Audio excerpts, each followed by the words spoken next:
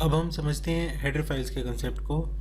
Header files क्या होती हैं? हेडर फाइल्स जो होती हैं इस तरीके से होती हैं, जैसे stdio.h, conio.h, string.h, graphics.h, math.h, ये हमारी हेडर फाइल्स हैं।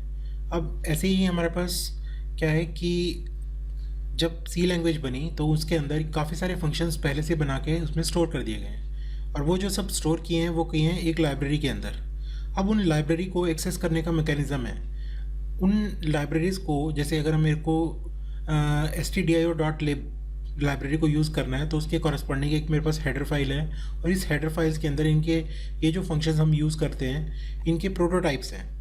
प्रोटोटाइप्स जैसे उसी प्रकार से हम समझ सकते हैं, जैसे अगर हमने किसी सिटी को विज़िट करना है, अगर हम उसके मैप को साथ में रखते हैं तो हम ये देख पाते हैं कि कौन सा सेक्टर कहाँ पे है और कहाँ पे हम विज़िट करना चाहते हैं, तो हमें उसका पूरा नक्शा मिल जाता है। उसी तरीके से ये जो हेडर फाइल्स हैं ये एक तरह से एक प्रकार का एक नक्शा है जिसकी मदद से ये जो लाइब्रेरी फाइल्स कनेक्टेड होती हैं।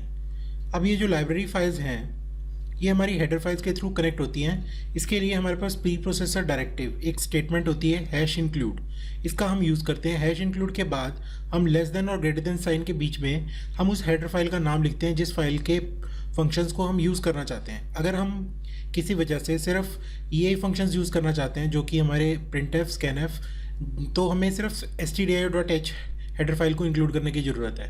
अगर मान लीजिए हम कुछ ग्राफिक्स के काम भी करना चाहते हैं तो हम एक लाइन और लिखेंगे अपने प्रोग्राम के अंदर, that is hash include less than greater than sign के अंदर graphics.h भी लिख देंगे।